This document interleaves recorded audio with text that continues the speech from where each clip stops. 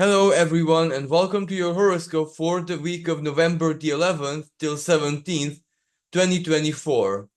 We have quite an intense and interesting and complex week ahead of us. So there is so much to speak about. There is so much to look at that, of course, and I do believe that every astrologer is like that with this theme, that I can only analyze those aspects which, for any reason, I find more important. So, of course, we can't cover everything. We can't cover, for example, the minor aspects, or, every person here will choose their own energies that they will find more important and speak about those. So this is my case as well. So of course I won't be able to cover everything, but what I will be able to cover is what I personally think that is of greater importance. And also this week, uh, we do have a very, very, very important motion a big planet makes. And of course, I'm speaking about Saturn, who around the 15th of November, so coinciding with a full moon, a very powerful full moon, super full moon, which of course I'm going to be speaking about later on. Um, it's karmic. It is also very strongly reality check oriented week in more than one way. So reality hits us. However, when I say reality hits us, this should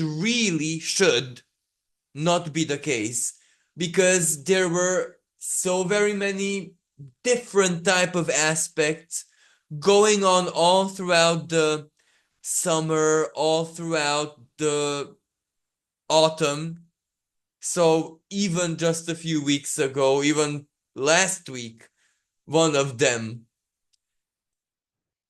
that their own ways, all of these aspects prepared us to be truthful, prepared us to be honest in more than one way, from the deepest philosophical way, as in what to believe and what not, a big filter, installing like a high-tech filter into our belief system, what we want to pick up and what we discard from the very first moment, that we don't even allow anymore to reach us, not even in information or anything.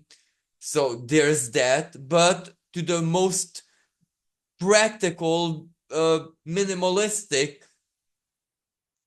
for example, our lower mind, what we allow to run in our minds on an everyday autopilot basis, and which kind of patterns and thoughts and, the chatter of the mind must not be there. So this covers kind of all spectrums of what truth, honesty, truthfulness, realism, of course, in our own unique, special conditioning and detriment in that sense. But within that, we need to be maximally truthful and want to embrace the truth, as I said, on all spectrums, because that is the key, or better said, that is the only path that can lead us to a stable future, if you know what I mean. So, and this, as I said, from the very down to earth, basic human, even the inner animal, instinctual, id self, up to the more higher quantum divine higher self, holy guardian angel self, everything is included. So it's that intense, that karmic. So going back, Saturn's reality check again, Of course, this is not necessarily a very easy energy, because let me give you an example. There will be a lot that we need to block out, filter out, not allow it to reach us, and it will be tumultuous. It will be very much there, regardless of what that is. Information, communication, the effects of social media, the effect, and what I mean by this, Pluto preparing to go back to Aquarius for good. And all of this, okay, not next week, calendaristically speaking, the week after, around the 19th of November, but it's still touching Aquarius already. It's touching it, you know? It's already a bit dipped into it, not ingressed mathematically fully, but its power is already there because it's way past the beginning of 29 degrees. It's at the very last minutes of it. So, yeah, Aquarius is exactly one of the effects that it will have on Aquarius, social media and the dark side of it. And the dark side of social media is, and we are all observing this as we speak. No one has any knowledge of it. No one was prepared for it. No one has any expertise here because we are the first people who are witnessing this. The Now I have to choose my words very correctly here, I know. Especially that the platform that I am using to share all of this is also social media in its own way. Of course, I give it the context and you get what I'm, but still, I'm on it. So I can't actually spit at it. Because even it has a kind of, let's say, spirit, right? So we have to be neutral and see things for what they are. Maybe social media itself cannot be blamed because it has truly a good intent, right? It enables us to connect to each other, and that is one of a primary instinct and primary component function of who it is that we are and our species. We're social beings, strongly so. So you can imagine it serves a very noble and rudimentary purpose, but that doesn't mean that the state of it is it's infected or corrupted, or it's not allowed to be a tool for the greater good, but rather, I don't even want to necessarily say that it's a tool for the opposite, because no, but it's so unstable that it's harmful. It is harmful. And let me give you the list of what I personally, from my work and everything, in the past, let's say, be realistic, 6 years, what I really observed and researched and noticed and worked to counter, in a sense, because, you know, the astrologer, the counsel giver, the therapist, basically, the person needs to tell me what's wrong, what hurts them, and together we have to uncover where it, right? And social media was very many times, so this is the list. Relationship problems which otherwise were not there and not real. What do I mean by this? Well, usually when there are relationship problems, there are seeds there. You know what? Karmic seeds or whatever. You know what? But when the seed is not real, it is just an effect that social media and the content has on the nervous system. It deludes people for real. And when you look at what's really wrong, well, there's nothing wrong. what is wrong, that the person is living a delusion, because they're conditioned by their nervous system, their knowledge, their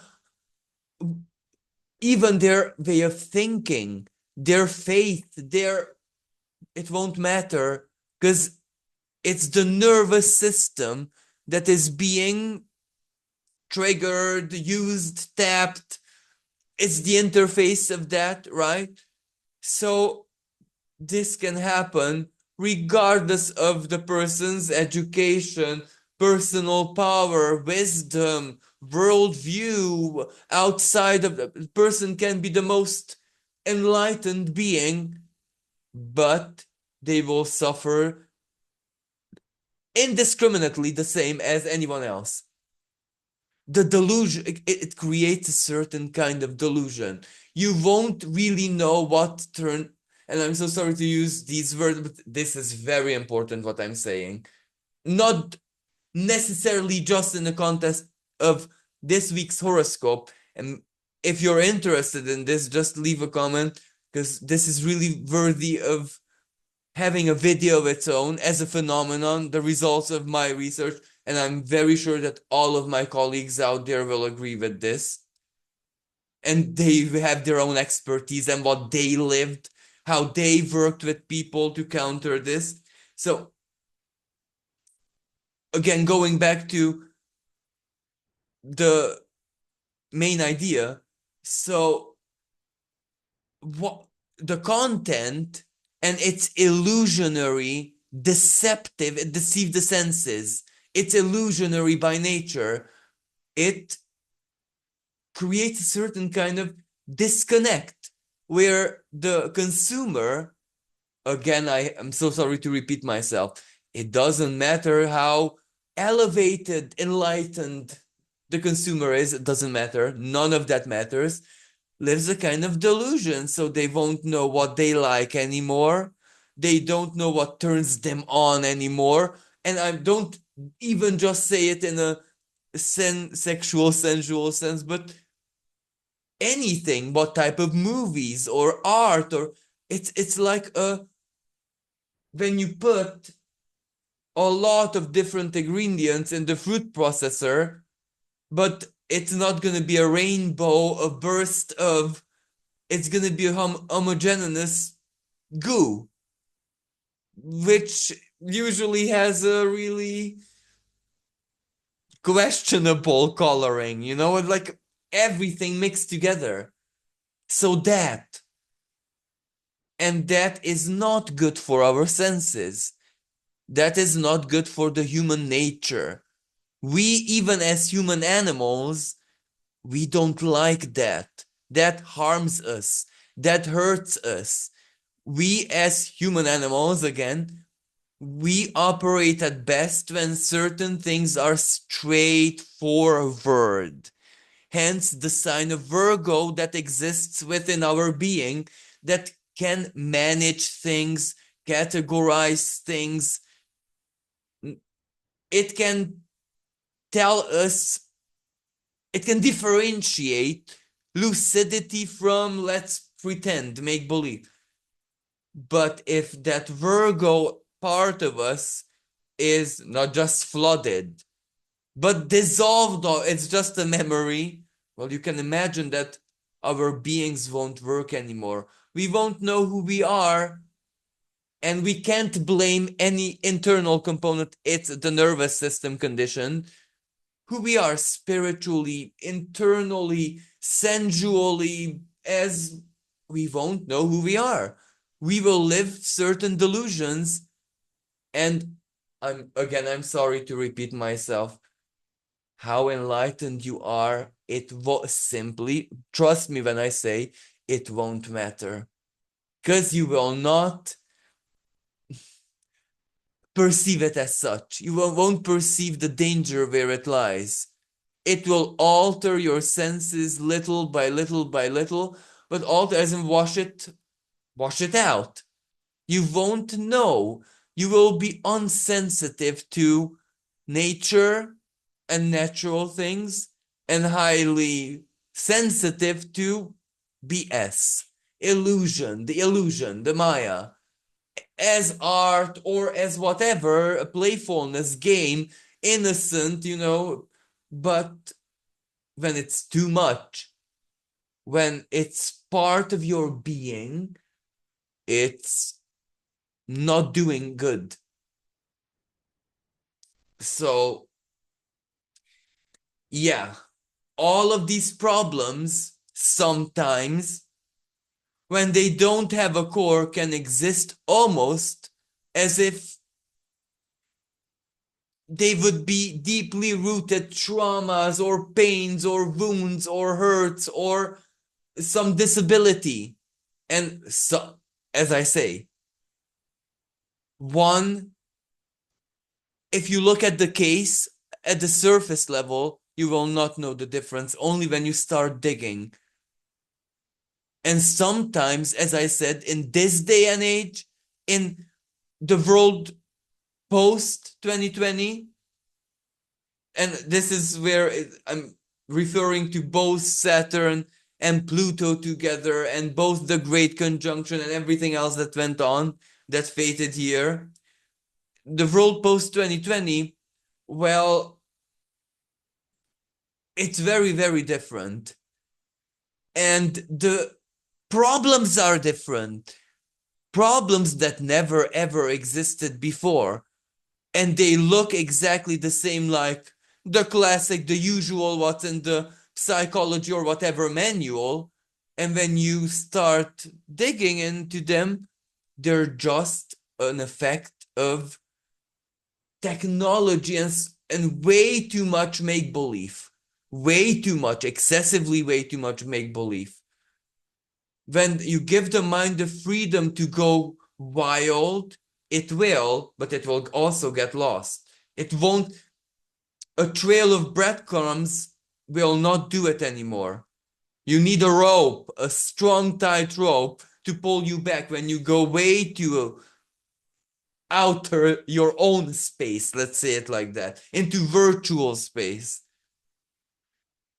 So I'm so sorry to speak so much about just one topic, but this week, what I said, the effects or poisoning of all the illusion through technology, so I'm not even just saying social media, are gonna be out there, felt, known. Let me just give you an example because it's already the beginning of the week, isn't it? We're 10th when I'm recording this, 11th, right? We all know what happened in Amsterdam yesterday, if I'm not so very, very recently, at the football, after the football match.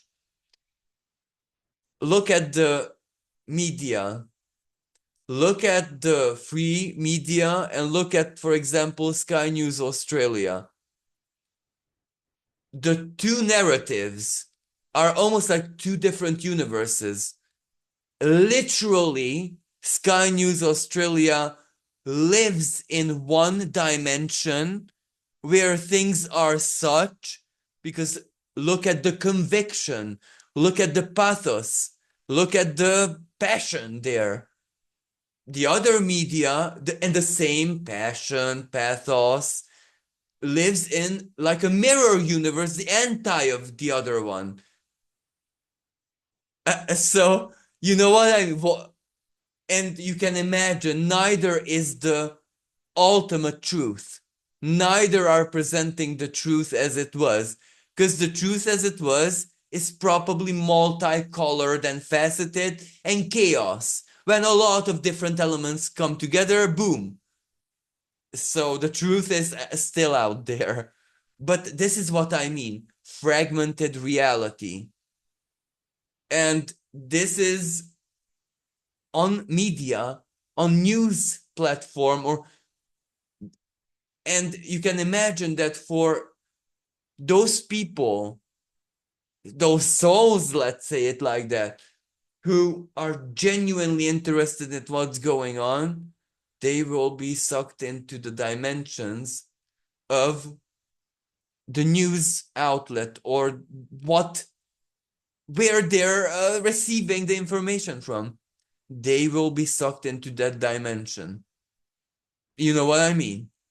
So scary, very much. But we're coming finally, I'm so sorry again, to the Saturn Mercury square. However, we are well trained by now. We are not deceived. We are not fooled. We don't need any media. We, if anything, we trust our tarot, our own tarot reading more than what's happening, what's presented to us that it's happening out there, right? We know astrology. We have got power Virgo, right? Got intelligence. We cannot be fooled any longer. We become immune to it. So Saturn square Mercury, reality check. And thank goodness for that. And the other reality check, which is really just at the beginning of the week, because it's a waning aspect, Venus square Neptune. Venus being the love factor, the value factor, how I feel about that, value wise. How much do I uh, integrate it into my soul value, right? Venus in Sagittarius. What the experience means to me on a higher level. For example, how much did something, a certain chapter in my life, contributed to my incarnation Venus, as in how Venusian and in which way was this particular incarnation of mine. So, yeah, Venus square Neptune. Our Venus is no longer being deceived. She is flooded with a bit of cold, hard reality. And that's good because she can take it. She likes it. And Venus, speaking about her, very soon, so the next day, enters the sign of Sagittarius. Enters the sign of Capricorn, leaves Sagittarius and enters Capricorn. Okay, she is. Sorry, the virus is still not leaving me alone. So, in the sign of Capricorn, she is not able to bring forward her Cancerian, right, qualities, but she is very, very realistic and down to earth and means business. So, she is grounded. She is, let's say, a touch better than she is in the sign of Virgo. Because in Virgo, she can be very crudely realistic. In Capricorn, she wants to make it work, so she has everything she needs. Strong, right? Very strong. So that's good. Even though it won't be very comfortable. As soon as she moves into a few degrees here, she will conjunct Ixion. So Ixion and Capricorn, top-down authority leaders, the administrative part, you know what I mean, and even us. Capricorn is not just them, as in governments and big people. Capricorn is also very much us, because we are, like it or not, believe it or not, in charge by divine right of our lives. Yes, you heard this right. We, in theory, it is we who should be in charge of our lives. I know that this, in this day and age, is exactly the opposite. We want to be in charge, but we can't. But that's the reality check. If it's the opposite, well, we also had to accept to be led into this dance passively, right? So, what does reality say to us? But we must not forget that Saturn is not moving. Saturn is stationary almost, standing still in the sky, preparing to go direct. It means business. It really, really means business. And it's in the sign of Pisces. Even karmically, it means business. Even psychologically, it means business. And Pisces is a sign of finalities. It really needs to wrap certain things up. And Saturn is the ruler of Capricorn, so it's very important what it's doing. It has to dish out Capricorn's work, right? So we are also Capricorns. What it is that we allow to exist in our lives, what we do in our lives. Pluto then touches the same theme because it leaves Capricorn.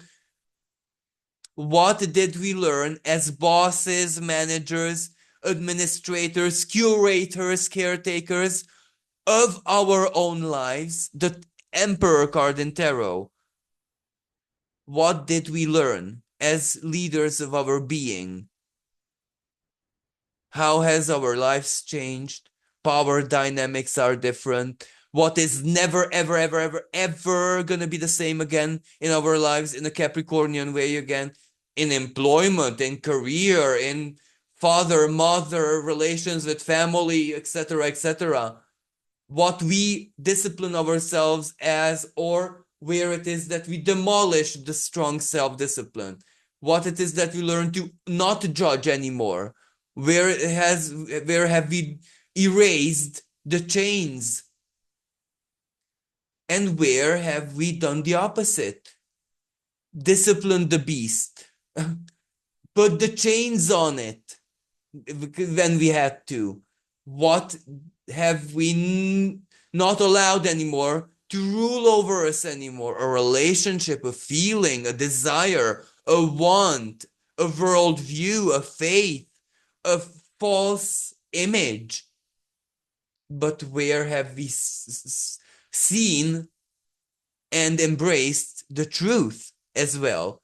Because Pluto is not just the excrement, Pluto is also the gold buried under the excrement. So yeah, all of this week being reminded of.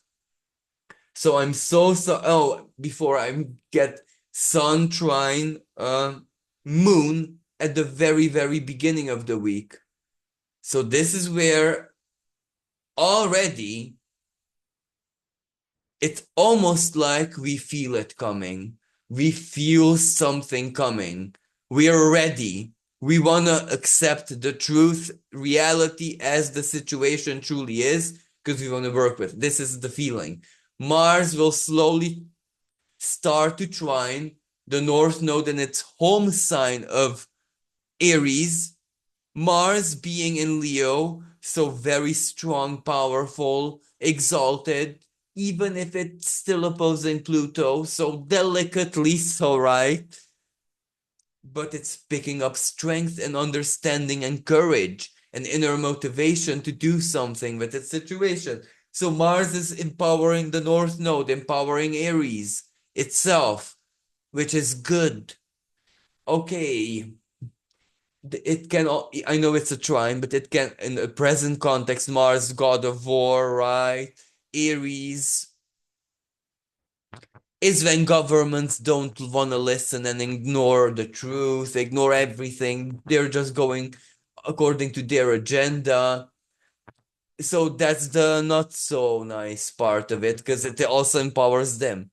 However, it also empowers our own journeys, our own seeds that we're going to be very powerfully planting in 2025, 2026, when Saturn and Neptune will start covering new ground, actually the dipping into the first breath, the new beginning, the infant, the embryo of the future that we are creating, Aries. Saturn is the solidity. Saturn is the structure, the realness. Very important. Neptune is the ideal. Neptune is the higher love, right?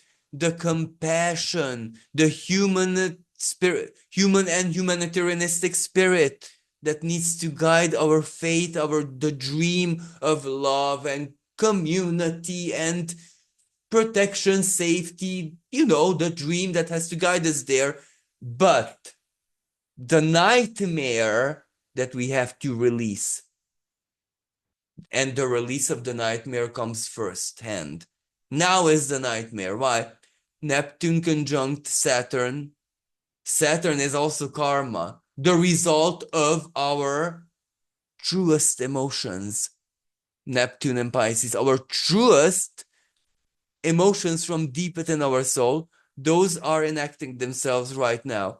Us seeing what they are gives us the power to eliminate the nightmare, end it, put an end to it, find forgiveness, find higher aspiration, and that higher aspiration will become something wonderful as Saturn and Neptune will begin their new journeys in Aries, but that also means a new cycle for them through the zodiac wheel, fresh, new, etc., etc.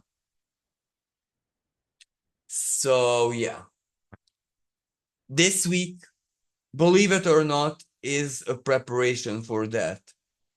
And also, the moon is gonna, before I get there, 11, 11, 11, 11,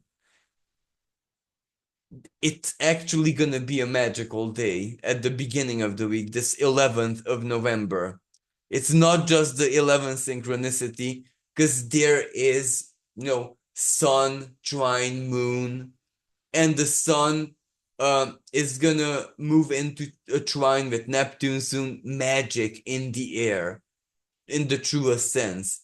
Also, anaretic Venus and Sagittarius, that can mean a different type of magic, the highest aspiration becoming real. So there is a lot of good in the sky as well. So moving on the 12th, we have the moon conjunct Chiron.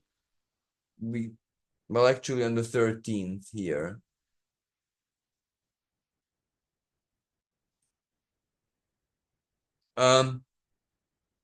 And this is really, really important because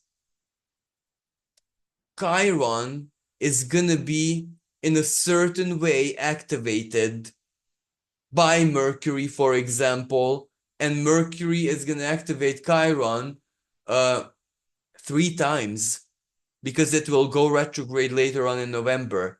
So this is for healing and for us to understand what healing truly is, not just on the human level, right? Chiron in Aries, the primal self, but also in spirit, Mercury in the sign of Sagittarius.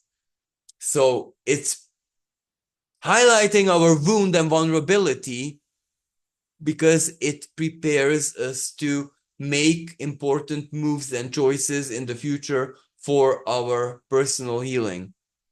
And then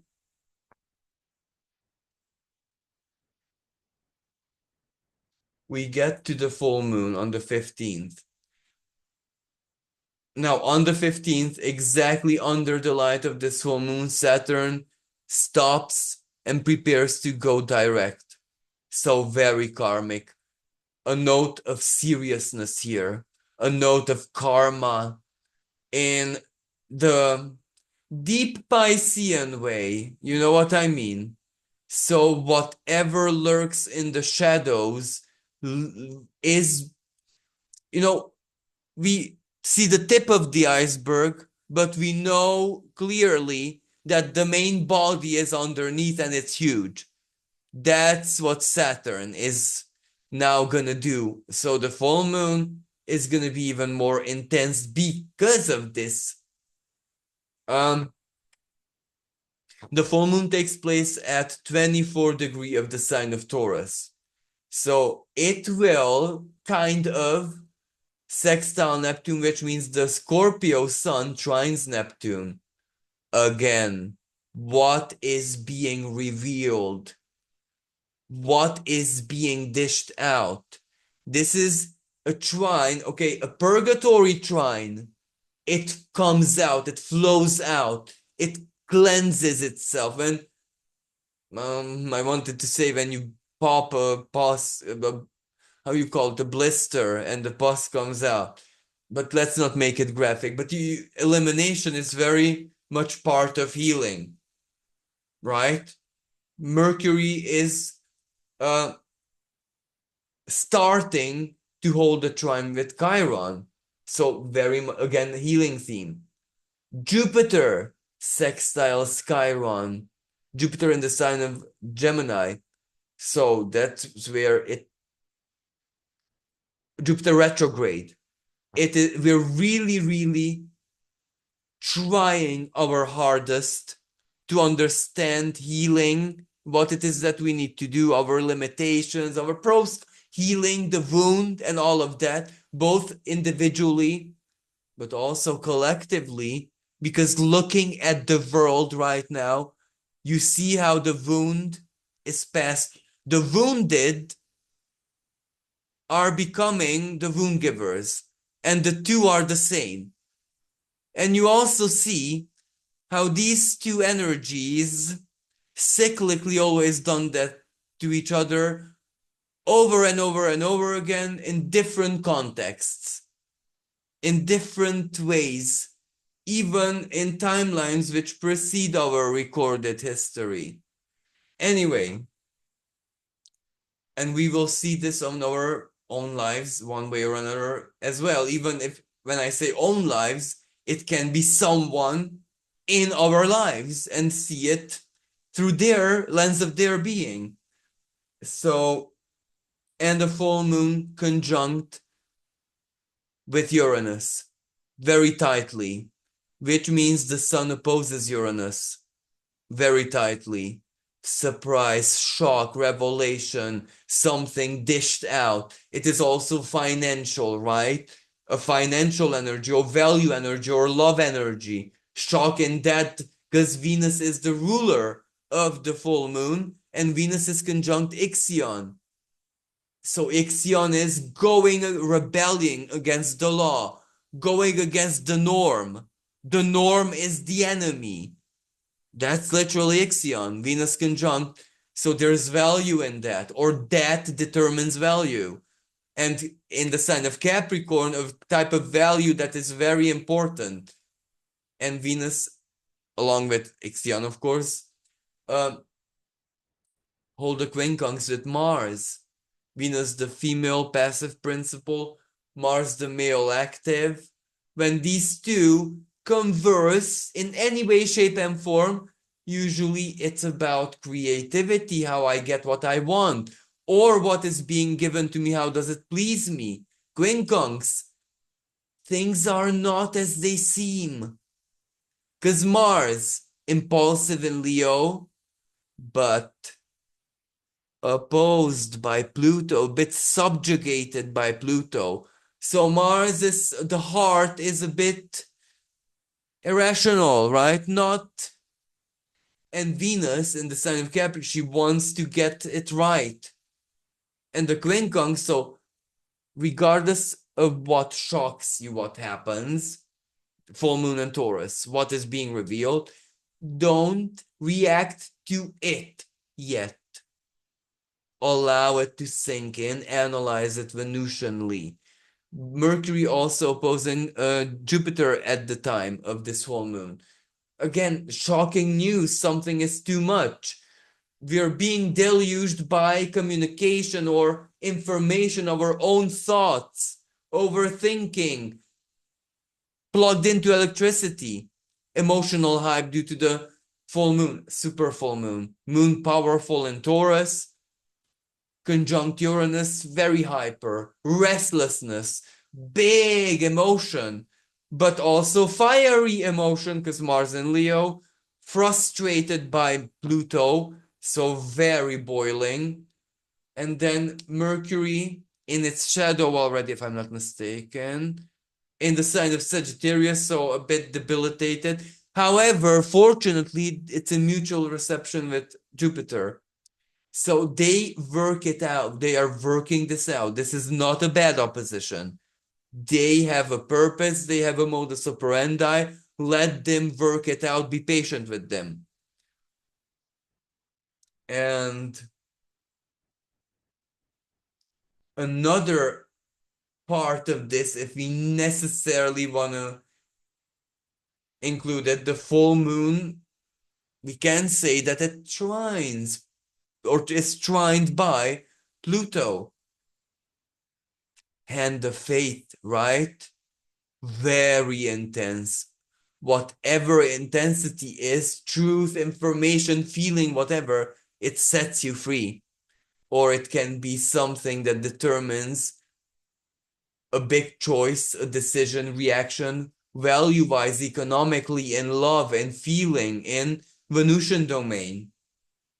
And as a funny element, the full moon is also conjunct asteroid Magdalena, Mary Magdalene. So it can really lead to a turnaround of events where things are not as they once seemed to be. And Mary Magdalene is a healer, a medicine woman, a very powerful sorceress. So there's healing here as well. And let's just go to the very end of the week now, when you can see the moon is conjunct Jupiter. Whatever happened at the full moon, now we are thinking about it, processing it, analyzing it. Mercury opposes it, both the moon and Jupiter.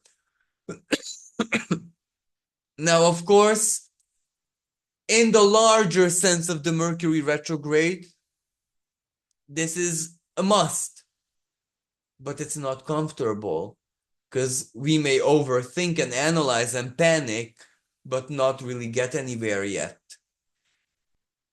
But you can see that whatever transpired at the full moon impacted us one way or another. So emotions are still very high, but we're trying to rationalize it, both in a Mercurial way, the lower rationale, but also in a Jupiterian way, in deeper in philosophy. What does this say about? You know what I mean. So there is that. Sun is opposing Uranus, so still shock, surprise, surprise. And this is a financial axis as well.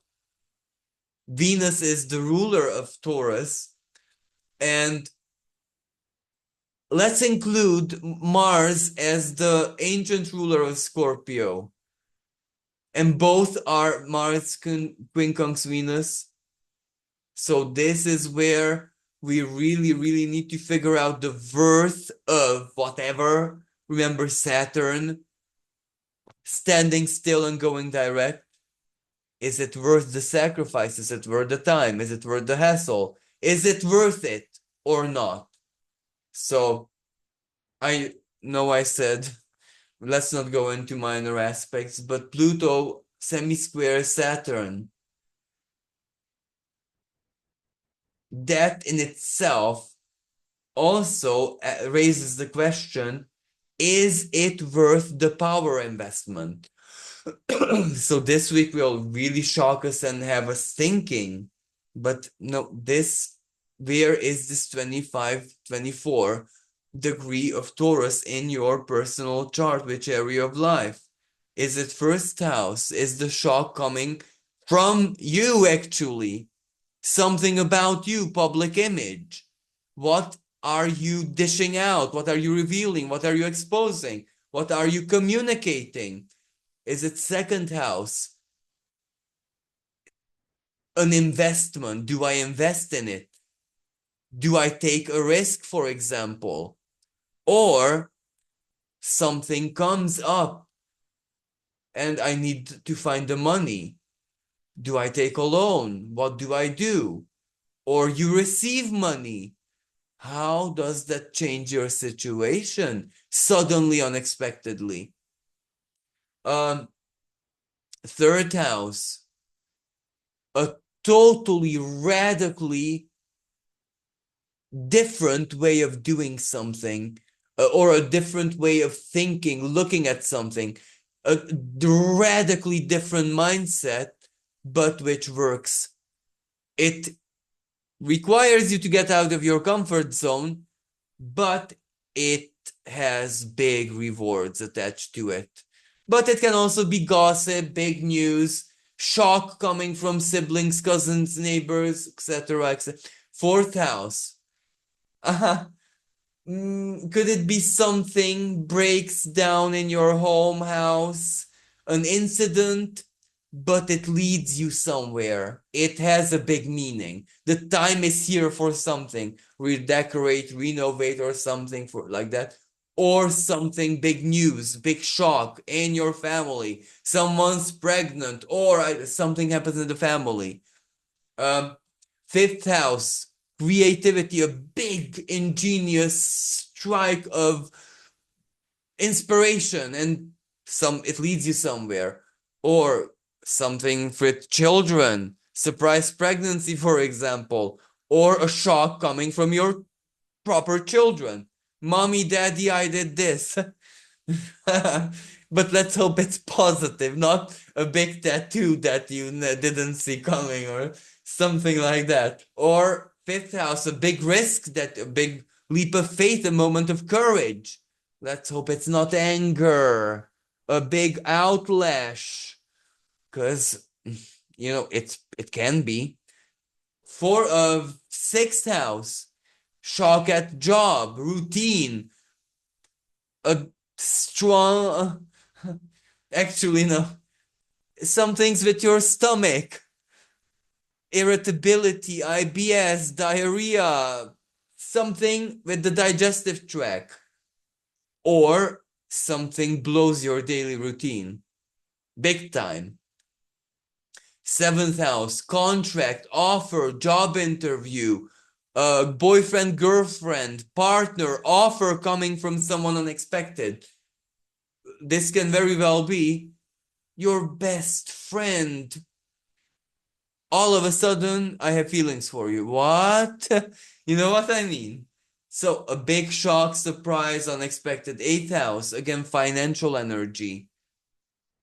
Something changed in your life, and it is what it is. You just wake up to the fact that something's over, something's done, something's different, something passed on, or a need arises and you have no choice but to satisfy it.